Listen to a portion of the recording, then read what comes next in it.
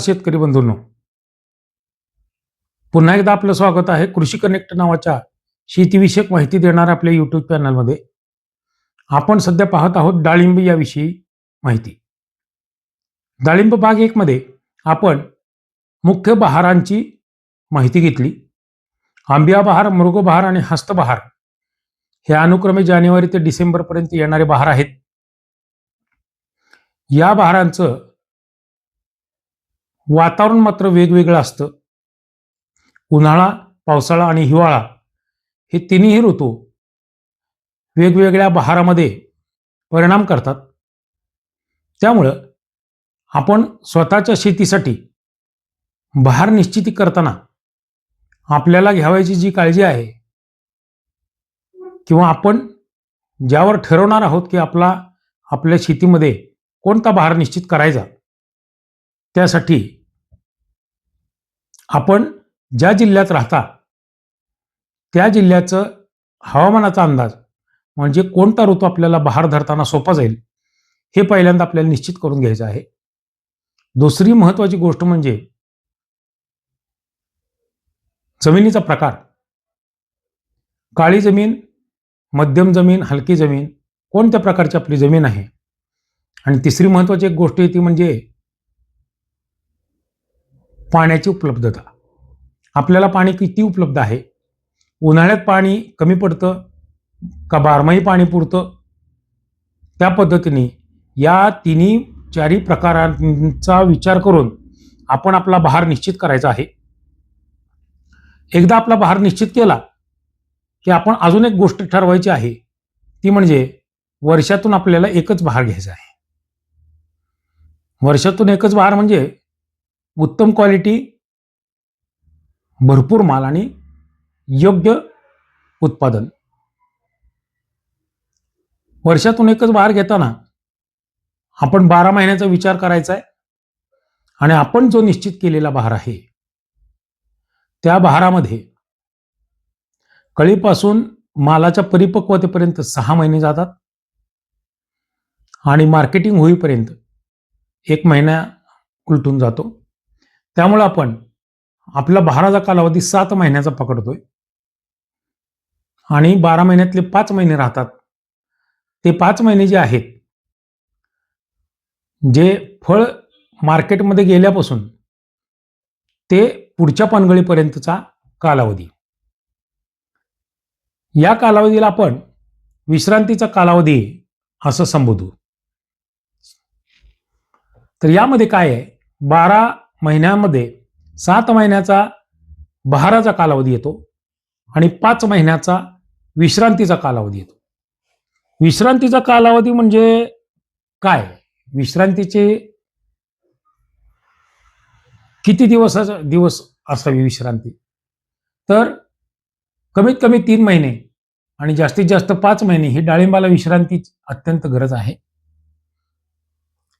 विश्रांतीची अवस्था म्हणजे काय, तर आपण ज्यावेळेला उत्पादन घेतलेलं असतं ते 3, 4, 5 असं टनामध्ये घेतलेलं असतं. हा जो टनामधला उत्पादनाचा, वजनाचा आकडा आहे, तो आला कुठून? डाळिंबाच्या झाडाला छोटीशी कळी लागलेली असते, तिथून झाड फळ परिपक्व होईस्तोपर्यंत, फळाची साईज येईपर्यंत त्या उत्पादनाला पोचतं. झाड पोचतं याचा अर्थ झाडाला बऱ्याचशा प्रक्रियांना सामोरं जावं लागतं. यामध्ये आपण विचार काय करतो की मी खत घातलेलं आहे आणि बाहेर काढलेलं आहे, उत्पादन घेतलेलं आहे. पण खत घालणे ही एक यामधली एक कडी झाली, एक स्टेज झाली. खरा माल पोचला झाडाकडून कसा जातो, तर घातलेल्या खताना आणि दिलेल्या पाण्याने खत पाण्यामध्ये विरघळून सर्व अन्नद्रव्य मुळ्या वाटे झाड शोषतं. ते खोडातून पानांमध्ये जातं आणि पानामध्ये हरित लवक असतं. त्या हरित लवकाच्या उपस्थितीमध्ये सूर्याच्या सूर्यप्रकाशामध्ये काही अमिनो ॲसिड्सच्या मदतीने झाड मूलद्रव्यांपासून स्वतःची एनर्जी म्हणजे अन्न तयार करतं.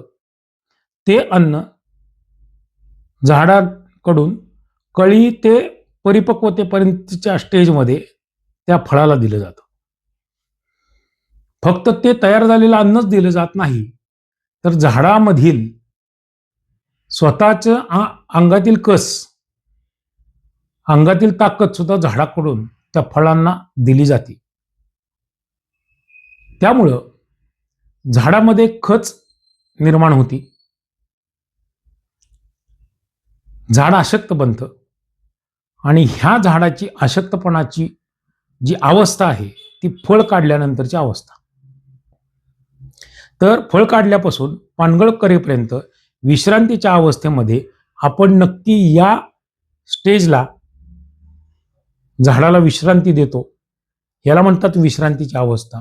या विश्रांतीच्या अवस्थेमध्ये विश्रांती का घ्यावी ह्याचे महत्वाचे एक कारण आहे की जे झाडाला अशक्तपणा आलेला आहे, झाडाची खच भरून निघायची आहे, ह्याला काही कालावधीची गरज असते. या कालावधीमध्ये झाड पुन्हा एकदा अन्नद्रव्य घेऊन, मुळ्यावाटे अन्नद्रव्य घेऊन, पानावाटे अन्न तयार करून झाड ते अन्न झाडामध्ये स्टोरेज करून ठेवतं. ज्यावेळेला कळी आणि माल नसतो झाडावर, त्यामुळं झाडाचं तयार केलेलं अन्न जे आहे ते झाडाला स्वतःच्या ताकदीची वाढ करण्यासाठी उपयोगी येतं आणि झाड हे सक्षम बनतं. त्याच्यातली खच भरून निघते आणि अशक्तपणा दूर होऊन झाड सबल होऊन पुढच्या उत्पादनासाठी तयार होतं. यामुळे विश्रांतीच्या अवस्थेची अत्यंत गरज आहे. जेवढी बहाराच्या कालावधीची गरज शेतकऱ्याला आहे, तेवढीच विश्रांतीच्या कालावधीची गरज वनस्पतीला आहे, म्हणजे डाळिंब या झाडाला आहे. त्यामुळं आपण या 5 महिन्याच्या विश्रांतीच्या कालावधीचा आणि बहाराच्या कालावधीचा सविस्तर अभ्यास करणार आहोत. त्यासाठी आणि ते सोपं जावं म्हणून आपण वर्षाच्या 12 महिन्यामध्ये 2 भाग तयार करून घेणार आहोत. एक भाग आहे बहाराचा कालावधी 7 महिन्याचं आणि एक भाग आहे विश्रांतीचा कालावधी 5 महिन्याचा. या दोन्ही भागावर जसं जसा आपला चॅनलमधला डिस्कसचा पार्ट पुढे जाईल तशी तशी आपण माहिती घेत राहणार आहोत. तर आपण काय करूयात, यामधल्या विश्रांती काळातील 5 महिन्यांचा प्रत्येक महिन्यामध्ये काय काम करायचं आहे ह्याच्याबद्दलची सविस्तर चर्चा पुढच्या येणाऱ्या भागामध्ये आपण करणार आहोत. तर या भागामध्ये आपण विश्रांतीसाठी काय काय करायचं आहे, झाडाला कशी विश्रांती द्यायची आहे, झाड सशक्त कसं करायचं आहे याबद्दल पूर्ण माहिती घेणार आहोत. आपल्याला ही माहिती जर योग्य वाटत असेल, माहिती जर आवडली असेल तर कृपया आपण कमेंटमध्ये सांगा. तसेच आपला कृषी कनेक्ट नावाचा चॅनल जो आहे तो लाईक, शेअर आणि सबस्क्राईब करा. आपल्या इतर सर्व मित्रांना सांगा सबस्क्राईब करायला आणि आपण सगळे मिळून 12 महिन्याच्या कॅलेंडरच्या नियोजनाप्रमाणे बहार आपला कोणता का असना प्रत्येक महिन्यामध्ये डाळिंब बागायतदाराला काय काम करायचं आहे हे पुढील भागापासून पाहू. धन्यवाद.